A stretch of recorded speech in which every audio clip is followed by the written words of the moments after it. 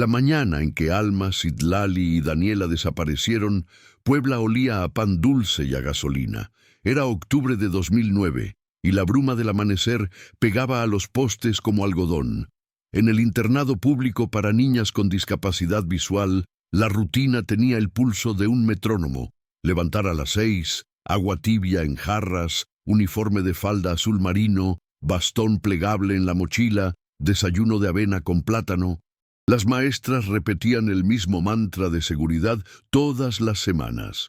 En fila de 3, mano al hombro, escuchar la guía de voz, contar pasos, 1, 2, 3. Las pequeñas sabían orientarse con la nariz. Su bolso de mano era el olfato.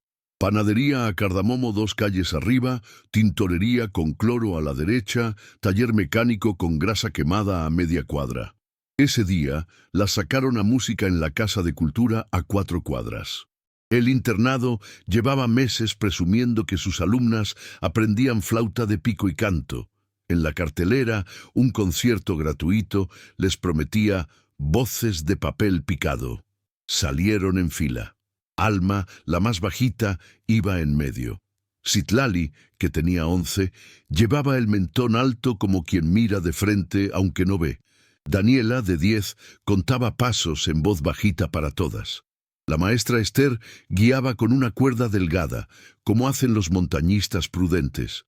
Todo iba normal, hasta que una camioneta estacionó atravesada a media cuadra y el claxon reventó el aire.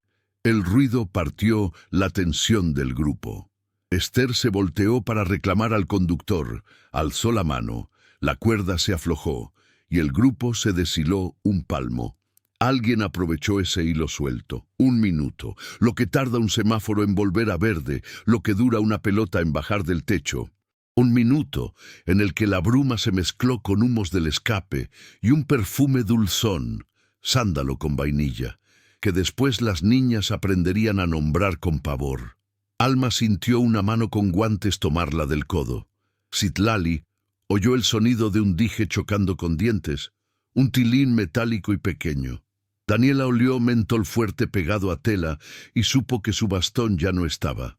Se fueron por un costado, sin gritos, sin teatro. La camioneta arrancó, avanzó 20 metros, dio vuelta. El semáforo volvió a verde. Esther contó cabezas y encontró una pared. Faltaban 3. Primero fue la negación de calendario. Quizá entraron a la Casa de Cultura por otro acceso. Luego, la carrera a la esquina. Luego, la llamada a Seguridad Pública y al DIF. La palabra desaparición siempre llega tarde al acta. Tarda aún más en llegar al corazón. A las 2 horas, las madres estaban en la banqueta con listones de color en la camisa. Doña Lilia, madre de Alma, llevaba en una bolsa el snack de su niña. 2 galletas de animalitos y una manzana. No come si no escucha mi voz, repetía como si eso pudiera tejer un hilo hacia la camioneta.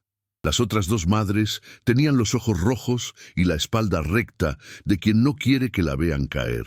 A las 4 de la tarde ya había carteles en postes con fotos borrosas de graduaciones y posadas. Imágenes de niñas mirando a la cámara con la cara un poco ladeada y el mentón alto. A medianoche el primer rumor, que se las había llevado un tío a Veracruz para trabajar de cantantes. A la mañana siguiente, otro, que estaban en Ciudad de México limpiando parabrisas. Nada. La carpeta de investigación se abrió con tinta azul. Se cerró con café frío. Los primeros meses llovieron en las casas. A doña Lilia se le rompió el horario por la mitad. Preparaba 2 tazas en la mesa, una para ella y otra para la niña, y las dejaba enfriar como promesa. Empezó a caminar cada viernes a la basílica a encender una vela, no por milagro decía, sino por memoria. Se unió a un grupo de búsqueda, aprendió palabras que no son de madres pero que tuvo que pronunciar: rastreo, oficio, cadena de custodia. Citlali y Daniela eran mencionadas en cada reunión como si nombrarlas fuera un acto de resistencia. No son números, son niñas. No ven, pero nos ven oír. Pasaron años. La ciudad cambió. Llegaron ciclovías, cerraron talleres, abrieron cafeterías con nombres en inglés. Alerta Amber se volvió un timbre más en los teléfonos. Doña Lilia siguió dejando la segunda taza cada mañana, a veces con café, a veces con té de canela, siempre con una servilleta doblada en triángulo. En 2015, una voluntaria le enseñó a usar Facebook para compartir los boletines. En 2017, un señor le dijo en el tianguis: «Ya suelte, comadre, uno se acostumbra al hueco». Ella no contestó. Nadie se acostumbra a un hueco con nombre. El regreso no se anunció con trompetas ni en noticiero. Fue una cadena discreta de mujeres. En Oaxaca, en 2023, un sábado de agosto, Lucía, cocinera voluntaria en un comedor comunitario de La Merced, vio entrar a 3 jóvenes tomadas del antebrazo como si fueran cuerda. Una de ellas pidió comida en voz baja, con un tono que reconoció de inmediato: el del internado. «¿De dónde vienen?», preguntó, y las 3 se tensaron. «De la terminal», dijo la del medio. Lucía notó otra cosa. Cuando les dio tortillas, una de ellas, la más pequeña, dobló la tortilla en 4 y la guardó en el bolsillo de la sudadera antes de probar bocado. «Eso se hace cuando se desconfía del reloj», pensó. Cuando les pasó la jarra de agua, la de trenza larga encaminó los dedos por el borde del vaso como haciendo inventario de la superficie. Ceguera, rutinas viejas. Lucía llamó a una trabajadora social del DIF estatal. Esta, a su vez, llamó a una psicóloga de la fiscalía. Nada de sirenas, nada de ruido. Se sentaron con ellas en una mesa de plástico, en un patio con sombra, y hablaron. Las 3 dijeron nombres que no estaban en los boletines: Reina, Nadia, Luz. No portaban CURP, no tenían acta a la mano, no sabían fechas exactas, pero sabían olores. Casa con cal y humedad, madera húmeda, escoba vieja de Ixtle.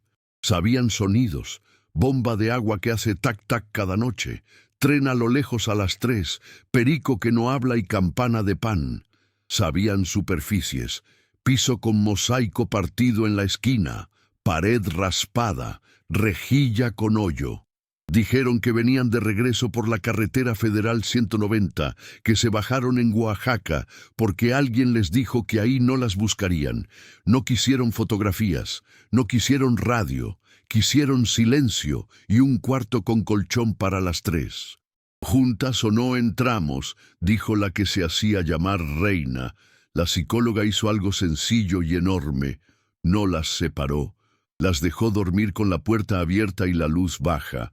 Al día siguiente, con palabra de mujeres, Lucía les puso en el plato huevo con jitomate y frijoles. A mediodía, tras 2 llamadas hiladas con cuidado, doña Lilia estaba en una camioneta rumbo a Oaxaca con una funcionaria que no quita la vista del camino. Llevaba en la bolsa la servilleta triangular y en el monedero el primer diente de Alma, pequeño amuleto que no llama milagros, llama constancia. Cuando doña Lilia entró al comedor y oyó una risa que reconocería en cualquier parte, las piernas le flaquearon como en escalera vieja. Alma estaba ahí, delgada, pero con la cara de niña que aprendió a ser adulta. Los brazos encontraron su forma sin ayuda de nadie. No hubo gritos. Sí hubo un sollozo que se hace mueca en la parte baja de la garganta cuando no se quiere asustar a nadie. Doña Lilia pasó la mano por el cabello de su hija y se dio cuenta de que lo tenía corto, no por capricho, sino por practicidad. «Mamá, te olí», dijo Alma. «Te olí desde la puerta. ¿Traes jabón, Roma?» Doña Lilia rió llorando. «Y tú traes humo de leña». Citlali y Daniela, ahora con nombres de Reina y Luz en los labios, se acercaron. Hubo abrazo a 3, con cuidado, como quien carga pan recién hecho. A un lado, la psicóloga tomó nota de lo único que importaba: no separarlas. Lucía puso agua de Jamaica y pan de yema. La funcionaria del DIF, que había visto demasiadas carpetas acabadas en cajón, se permitió por primera vez en años un suspiro sin culpa. La segunda taza de doña Lilia por fin encontró boca. Esa noche, en el albergue, 3 colchones en el mismo cuarto crujieron como maderas viejas acomodándose. La pesadilla, cuando llegó, no dejó gritar a nadie. Se fue sola cuando Alma, de madrugada, contó los sonidos de la ciudad como quien ahuyenta moscas. Camión a lo lejos, perro, las 3, aquí, al amanecer, con los primeros ruidos de mercado. Las 3 estaban sentadas en la orilla de la cama con las manos agarradas. Doña Lilia se sentó en una silla de plástico y sostuvo el hilo del silencio. Entonces vino la frase que partiría la historia en 2.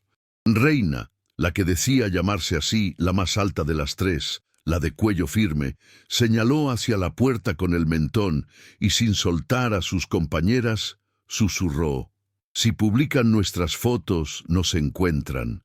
Y si nos encuentran, alguien más se queda donde nosotras estuvimos. Yo tengo que decir cosas, pero no me regresen a mi casa». «¿Por qué?», preguntó la psicóloga con voz baja. «Porque allá no había cama», respondió Reina, «y porque el hombre que nos llevó era amigo de mi mamá». La sopa de huevo se enfrió en los platos. El gancho de ropa que colgaba en el marco de la puerta quedó torcido como punto y coma. En esa pausa, todas supieron que el regreso no sería asunto de abrazos y fotos, sino de declaraciones, mapas, citas y un pacto: buscar a otras mientras se cuidaba a estas. Alma apretó la mano de Reina. Doña Lilia asintió con la serenidad de una mujer que ha pasado por todas las salas de espera y ha aprendido que decir la verdad también es una forma de volver a casa. Las entrevistas no empezaron en un cubículo ni con grabadora encendida. Empezaron en la cocina del albergue, junto a una olla de frijoles que soltaba burbujas como relojes. La psicóloga, Carolina, sabía que hay memorias que se abren con sonidos y olores, no con preguntas. Sentó a las 3 en torno a la mesa, puso tortillas calientes, queso fresco, y les pidió que contaran la ruta del último año, sin mencionar nombres. Alma dijo: «Dormíamos juntas, un colchón en el piso, una cobija arriba, una voz de mujer nos decía niñas, pero no como mamá, sino como si nos quisiera ordenar». Luz, la que antes se llamó Daniela, agregó: «Despertábamos cuando la bomba de agua hacía tac, tac, tac. Llenaban cubetas. A las 6 pasaba un camión de cilindros y el señor silbaba La Llorona, pero mal, como cansado». Reina remató: «Y por la tarde sonaba un tren. No se oía lejos, como si pasara por atrás». Carolina dibujó en una hoja 3 círculos: bomba de agua, camión de gas, ferrocarril.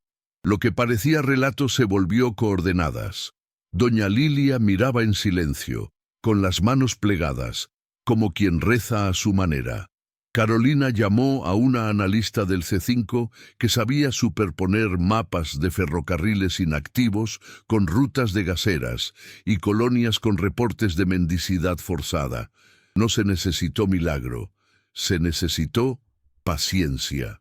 En 2 días, la analista les dio 3 colonias en las que coincidían los 3 sonidos: una en las orillas de Tehuacán, otra en Río Blanco y una más en Acultzingo, entre cerros con resonancia. Las niñas no hablaban de golpes ni de cadenas, hablaban de reglas: no mirar hacia arriba, no preguntar por el nombre de nadie. Si te preguntan de dónde eres, dices del norte. Si llueve, cantas más alto.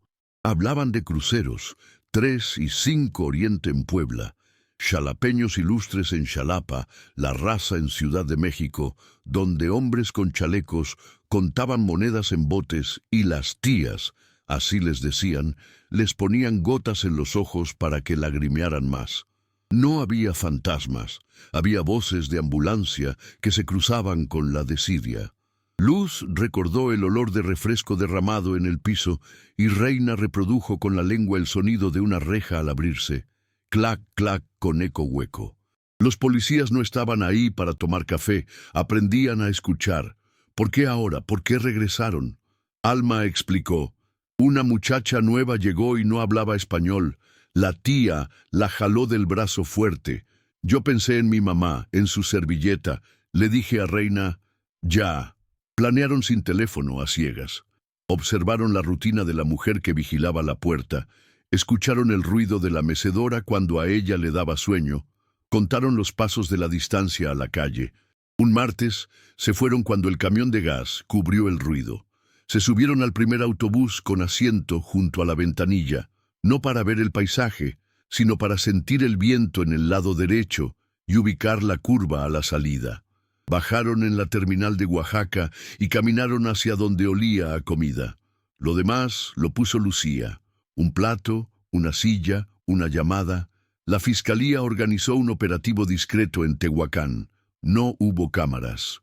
Hubo vecinas. Una de ellas, al ver el croquis que las niñas armaron con la analista, dijo: «Eso es por el barrio de San Lorenzo. Ahí hay bomba vieja y el tren pasa todavía despacito». Carolina pidió no mover a las niñas del albergue. Doña Lilia se quedó con ellas, contándoles la ciudad como cuento. Aquí el mercado huele a orégano, aquí venden el queso que te gustaba, aquí suenan los organilleros. Reina dormía poco, no quería soñar. No quería volver a su casa donde dijo que el amigo de su madre las había visitado con promesas y trabajo de canto. Sabía lo que implicaba decir su verdad. Un rompimiento que no se repara con estampitas, sino con oficios. El operativo se realizó 3 días después, a las 4 de la madrugada, cuando la bomba tac-tac anunciaba que la casa despertaba. Encontraron camastros, cajas de colirios, pañuelos para hacer venas más visibles, macetas con albahaca para disimular otros olores, y una mesa con botes de monedas agrupadas por crucero. Aseguraron a 2 mujeres y un hombre. Rescataron a 4 niñas más. Una de ellas se pegó a Carolina y le pidió agua de la roja, Jamaica. Carolina supo que el hilo de la historia no se había roto por heroísmo, sino por algo más simple: hablar en la mesa, oler y dibujar con el dedo mapas que nadie les pidió en la escuela. La prensa se enteró tarde y mal, como suele. Hubo notas con titulares chillones. Carolina defendió un límite. Nada de rostros, nada de nombres. Doña Lilia hizo algo que no sabía que podía: decir no a una cámara. Su sí era para alma que necesitaba recordar que el silencio también protege. «Los carteles los pegamos nosotras», dijo a las reporteras. «Los quita el tiempo y el hambre. Ahora no necesito sus focos, necesito que la fiscalía me cumpla las citas». Quedaba el asunto que Reina había puesto sobre la mesa como una piedra. No quería regresar con su madre, quería quedarse con alma y luz. No tenía CURP, acta a la mano, ni domicilio distinto al de aquellas. Legalmente era una sombra. Emocionalmente era el nudo que había sostenido a las 3 durante años. Carolina propuso un camino realista: medidas de protección, tutela provisional, evaluar familia extensa que no tuviera vínculos con el agresor y, sobre todo, escucharla a ella.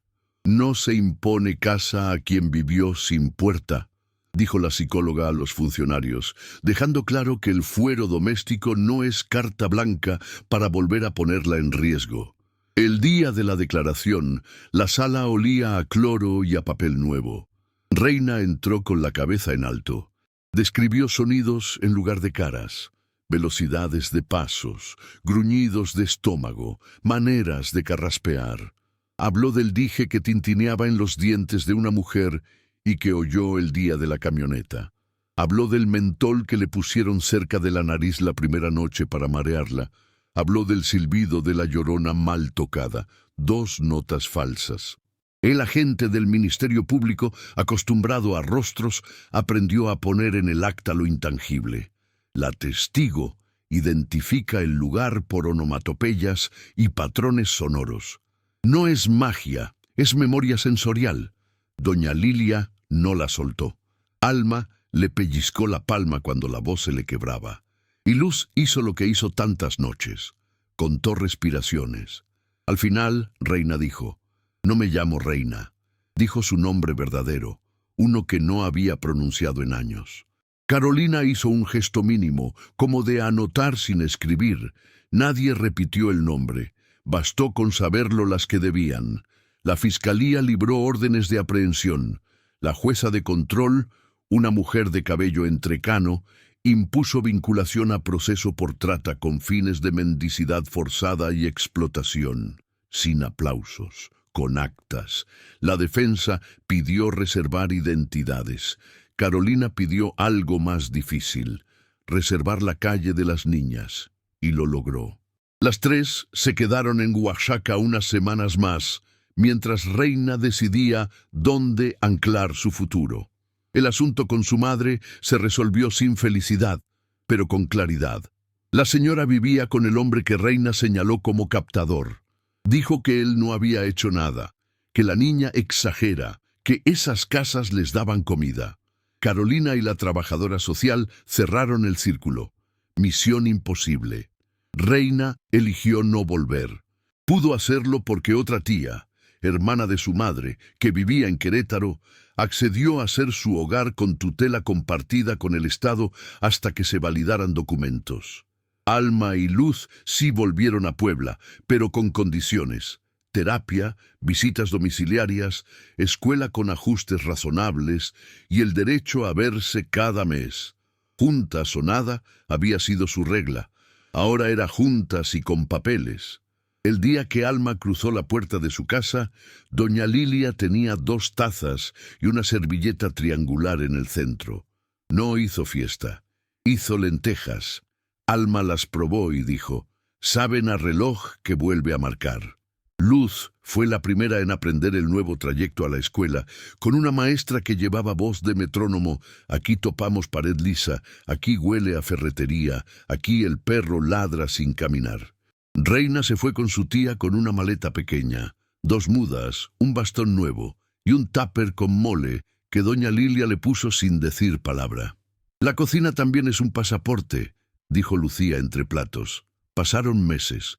Reina llamó a Carolina algunas noches para contar que aún dormía con el oído parado, que a veces el silbido de la llorona se le metía a la boca, que no sabía qué hacer con el silencio cuando nadie la vigilaba.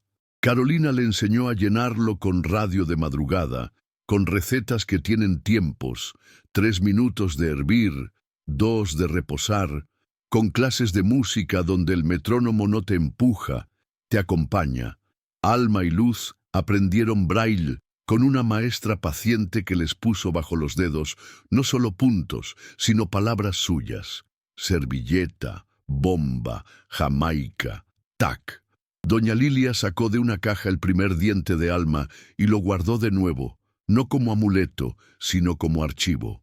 Cuando por fin pudieron verse las 3 otra vez, decidieron irse juntas al mercado. Carolina y Lucía las acompañaron. No había cámaras, había puestos de hierbas y ladridos. Alma tomó a Luz por el codo. Reina caminó a la derecha. Contaron pasos como antes, pero ahora con reloj propio. Compraron flor de calabaza, quesillo y un puñado de semillas para tostar. En la esquina, donde había un organillero, Reina se detuvo. El hombre tocaba La Llorona. Bien, sin las 2 notas falsas. Reina sonrió. «Así sí», dijo, y como si diera una contraseña, las 3 rieron hacia adentro con esa risa que no necesita público. No hubo milagros en esta historia. Lo que hubo fueron mujeres y hombres que eligieron hacer de lo ordinario una tarea: escuchar, escribir, acompañar, respetar la regla de juntas o nada. Alma regresó no porque el mundo repare lo que rompe, sino porque alguien le puso un plato a la hora correcta y creyó lo que su voz decía. Luz dejó de contar pasos para contar recetas. Reina no volvió a su casa, pero hizo hogar con su tía y con las mismas 2 que la tomaron del antebrazo en el minuto en que el semáforo, hace años, se puso en verde. No confíen en nadie que quiera separar lo que el miedo juntó, dijo doña Lilia la última vez que hablaron en grupo. Carolina añadió: «Y confíen en cualquiera que esté dispuesto a esperar el tiempo de una olla». Esa noche, en Puebla, doña Lilia volvió a poner 2 tazas en la mesa. pero ya no como promesa, sino como costumbre. En Oaxaca, Lucía lavó los platos con agua caliente. En Querétaro, Reina practicó con un metrónomo a 60 BPM. La bomba de agua, la de los recuerdos, seguirá haciendo tac-tac algunos días, pero ahora hay otras bombas en la casa. La del café, que anuncia que el día empezó y que nadie enciende perfumitos para impedir que una voz diga la verdad. Y si un tren suena a lo lejos a las 3 de la mañana, no es amenaza, es línea que conduce al mismo lugar. Una cocina donde 3 tazas pueden esperar a que el mundo, por una vez, no tenga prisa.